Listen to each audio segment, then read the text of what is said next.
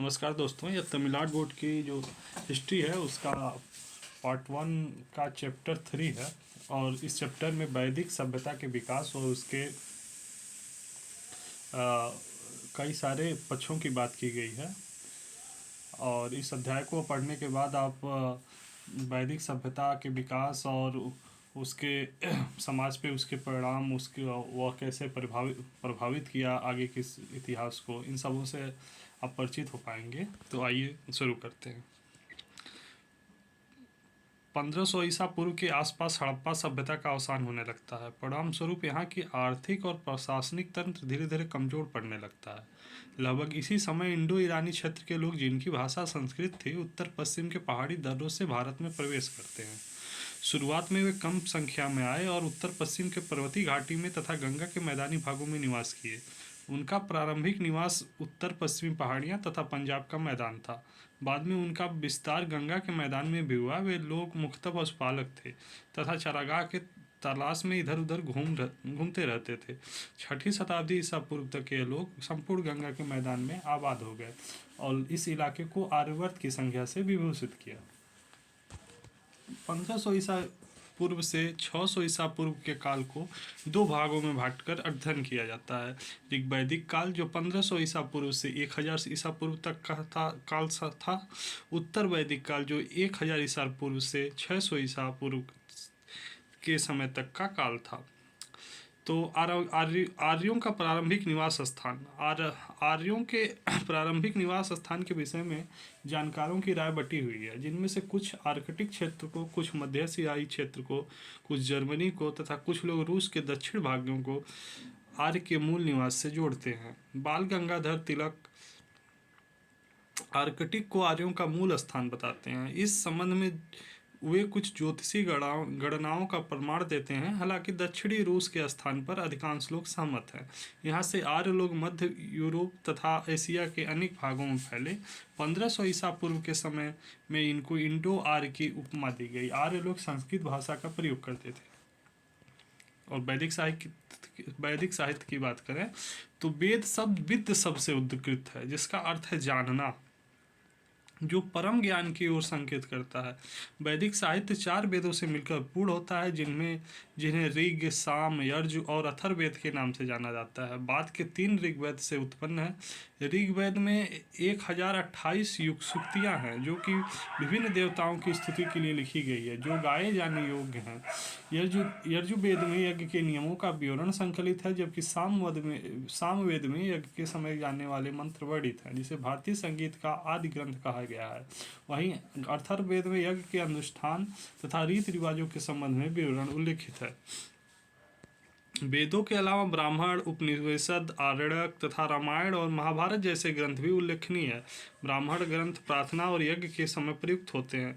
उपनिषद दार्शनिक शिक्षाओं से संबंधित है। आरण्यक तंत्रवाद, पूजा पाठ, बलि जैसे रिवाजों की जानकारी देते हैं। अब जो ऋग्वैदिक काल देखते हैं, ऋग्वैदिक काल 1500 ईसा पूर्व से 1000 ईसा पूर्व तक का काल था। ऋग्वैदिक काल में आर्य सिंधु सभ्यता के क्षेत्रों में ही सीमित थे। ऋग्वेद में सप्त सिंधु प्रदेश का उल्लेख मिलता है, जो 7 नदियों से मिलकर बताया जाता है, जिसमें पंजाब की नदियां झेलम, चिनाब, रावी, ब्यास, सतलज के साथ साथ सिंधु और सरस्वती जैसी नदियां सम्मिलित हैं। ऋग्वेद में सूक्तियों से आर्य लोगों के सामाजिक, राजनैतिक तथा आर्थिक जीवन के विषय में जानकारी मिलती है। राजनीतिक संस्थाएं, ऋग्वैदिक कालीन राजनीतिक संस्थाएं जो थी, कुल सबसे छोटी राजनीतिक संस्था थी। जो सबसे छोटी राजनीतिक संस्था थी वो कुल कही जाती थी। एक समान कई कुल मिलकर एक ग्राम का निर्माण करते थे। ग्राम के प्रमुख को ग्रामीणी कहा जाता था। कई ग्राम मिलकर एक विसु बनाते थे, जिसका प्रमुख विषयापति होता था। जन सबसे उच्च राजनीतिक इकाई थी, जो विषयों से मिलकर बनी होती थी और एक प्रकार के कबीले जैसी संस्था थी। ऋग्वेद में कई जनों का उल्लेख मिलता है, जिसमें भरत, मत्स्य, यदु और पुरु जैसे नाम सर्वविदित हैं। इनके राजा को राजन कहा जाता था। ऋग्वैदिक काल की राजनीतिक व्यवस्था निरंकुश तथा वंशागत थी। राजा द्वारा पुरोहित वर्ग के परामर्श पर कार्य करना अपेक्षित था। सेना का पद अस्तित्व में था, सेनापति का पद अस्तित्व में था। सभा और समिति जैसी दो संस्थाएं महत्वपूर्ण समझी जाती थी। सभा वरिष्ठ लोगों से मिलकर बनती थी तथा समिति लोगों की सामान्य परिषद थी।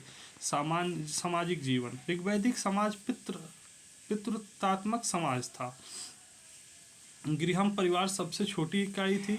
जो सबसे छोटी इकाई थी उसको गृहम कहा जाता था। गृहम मतलब परिवार, जिसके मुखिया को गृहपति कहा जाता था। सामान्यतः एक विवाह का ही प्रचलन था, परंतु कुलीन तथा राज परिवारों में बहुविवाह के भी चिन्ह मिलते हैं। पत्नी घर का कारोबार चलाती थी और सभी प्रमुख अवसरों पर धार्मिक क्रियाकलापों में पति के साथ भाग लेती थी।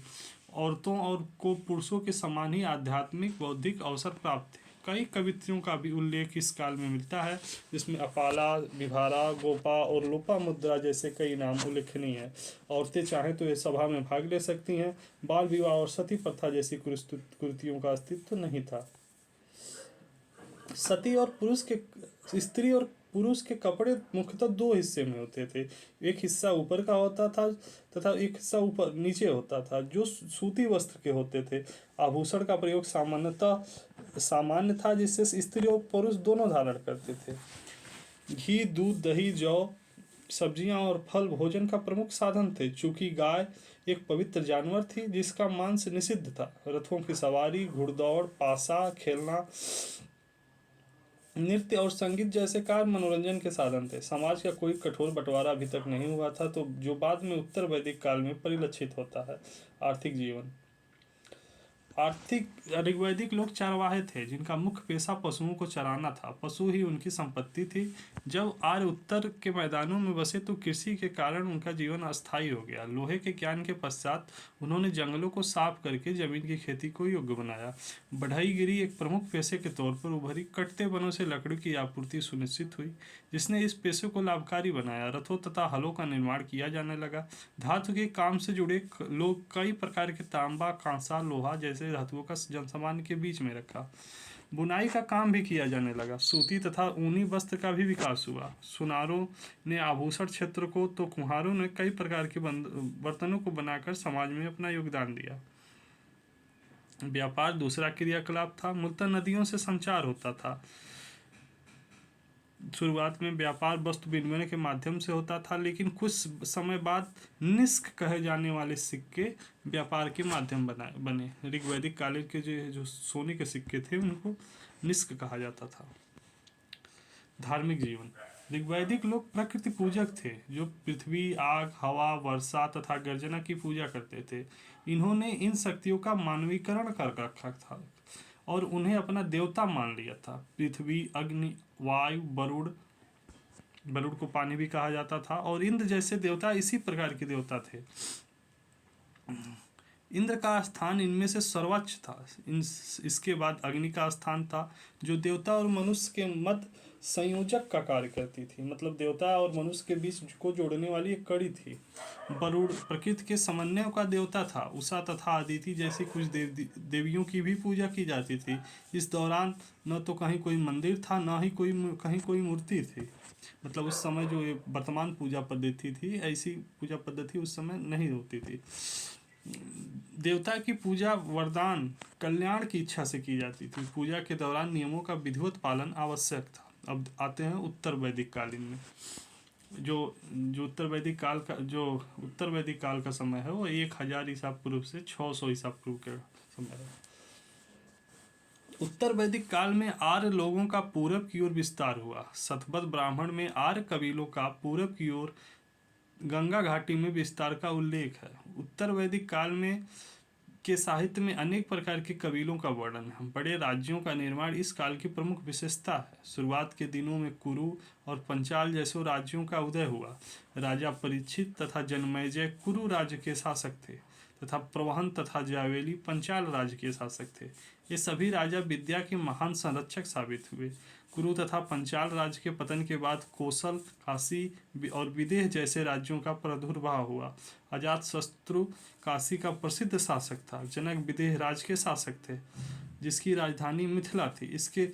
इनका दरबार ऋषि याज्ञवल नामक महान दार्शनिक से सुशोभित था। मगध, अंग, बंग, सुदूर पूर्वी कबीलाई राज उत्तर वैदिक काल के साहित्य पता चलता है। पूरे भारत को 3 भागों में बांटा गया था।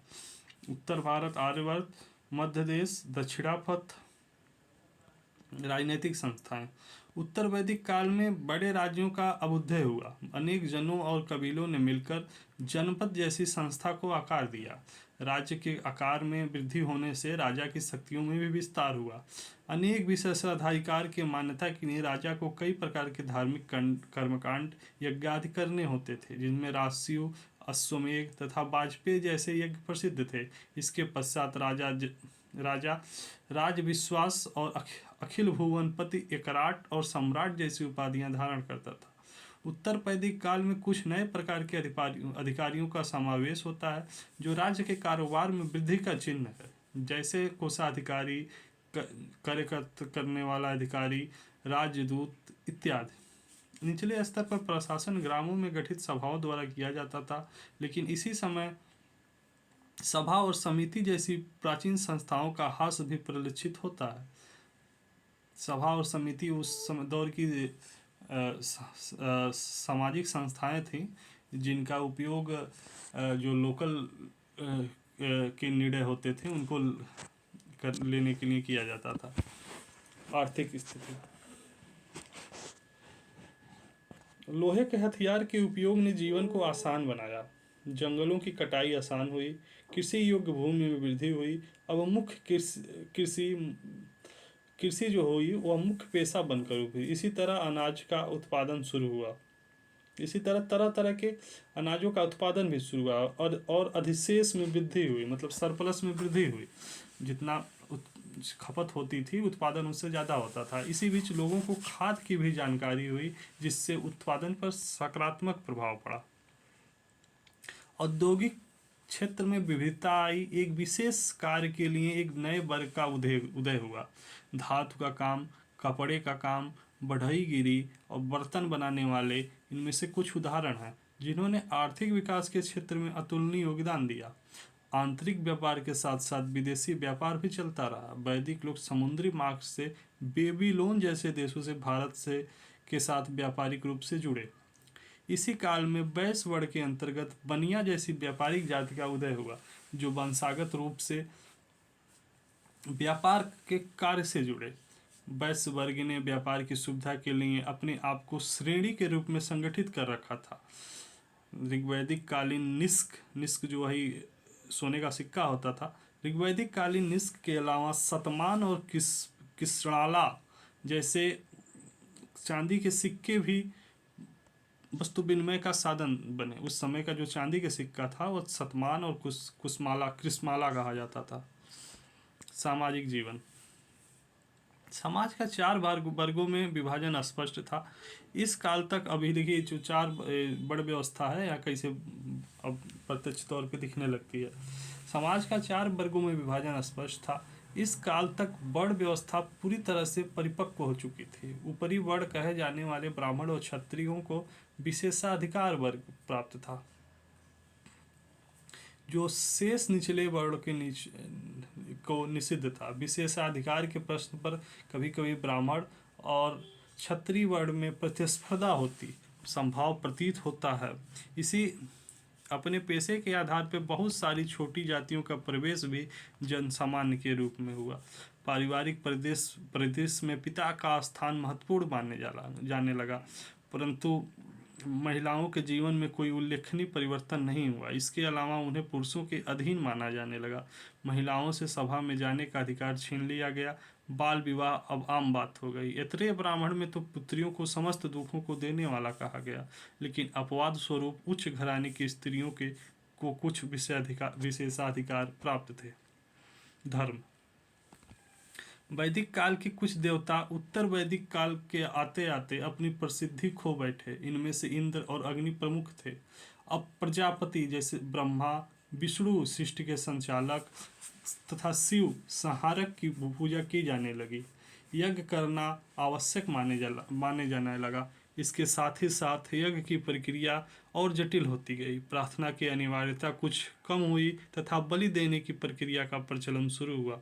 बलि देने की प्रक्रिया को पुरोहित वर्ग ने संरक्षित किया और उसका विस्तार किया। स्वयं पुरोहित वर्ग एक वंशागत पद बनकर सामने आया। उत्तर वैदिक काल के उत्तरार्ध में यज्ञ और बलि जैसे रिवाजों के विरोध में तीव्र सामाजिक प्रक्रिया हुई। जैन और बौद्ध जैसे धर्मों का अवतरण हुआ। इसके अलावा उपनिषेदों के लेखकों तथा दार्शनिकों ने यज्ञ जैसे क्रियाकलापों पर नकारात्मक प्रतिक्रिया दी और सच्चे ज्ञान, शांति तथा मोक्ष को मानव जीवन का अंतिम लक्ष्य बताया। तो दोस्तों, ये जो चैप्टर 4 है वो अब समाप्त हुआ। अब हम लोग चैप्टर 4 देखेंगे। और अगर आपने इस चैनल को अभी तक सब्सक्राइब नहीं किया है तो प्लीज़ सब्सक्राइब कर लें और लाइक करें, शेयर करें, जिससे